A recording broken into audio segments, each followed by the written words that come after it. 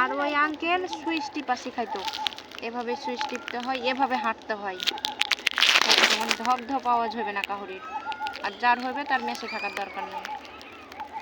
আর তোমার জন্য আর কারো যেন ক্ষতি না হয়। না, আবার সুইচে ঘাটার ঘাটার করে আওয়াজ করবে, আর রুমের ভিতরে রাইস কুকার ব্যবহার করবে সেটা পারবে না। রুমে কোনো রাইস কুকার ইউজ করা যাবে না কারেন্টের ভিতরে। কেন, মেসে তো আমাদের 5 তলাতে তো হলো খালা আছে, বুয়া রান্না করে তো দেয়। ও মেসে? হ্যাঁ। আর মেসে এটাই এই ঝামেলা। যা পাল্লিলে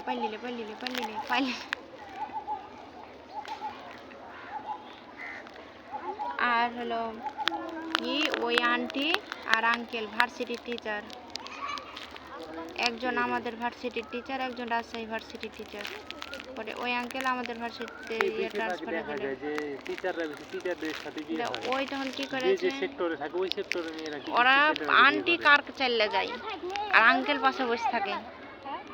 কোনোদিন নিতাম না, কিন্তু আপু সিনথেরারা নিত, নিয়ে যেত। কিন্তু অত বড় লোক, দেখেন অহংকার নাই, মালিকের একটা আলমারি থেকে শাড়ি বের করা মুখের কথা।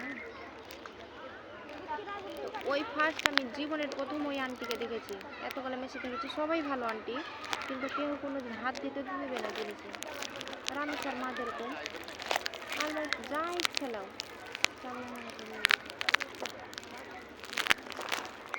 কিন্তু এটুকু বিশ্বাস ছিল যে আমি একটা চাইলে না পয়সা হাতও দিতাম না ভাইয়া, এত চোখের সামনে করে থাকতো। এই কয়েকদিনে একদিন 10 টাকা করেছিল, তাও আমি ভাবি রাস্তা থেকে সেদিনে যে হসপিটাল মানে কি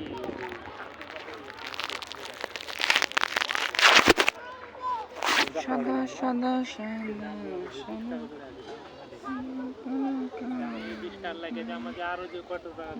না, আপনি টাকা তুলবেন, হ্যাঁ তুলে মসজিদে দান করে দিবেন, ওই টাকাই আপনাকে 1 টাকাও বেশি দিতে হবে না।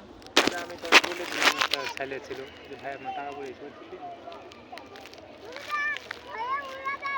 টাকা নেবেন, নিয়ে মসজিদে দিয়ে দিবেন, নিয়ে তো দিতে পারবেন।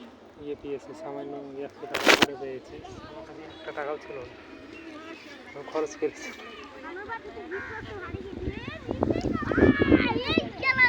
তার থেকে আমার ওটি কতগুলো ওটি টাকা মারা গেছে, 100 টাকা। আমি টাকাটা হাতে থাকবে পরে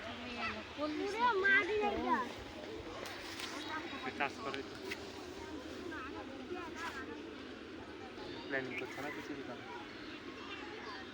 আজ কি রান্না করবে? আচ্ছা, মাছ শাক এলা মানুষের ইচ্ছাকৃতভাবে চুরি করা, হ্যাঁ, আর গাছের জিনিস এলা খুবই সকল সব চাইতে তোমার ধরো যে গাছের জিনিস বই নেশা বলতে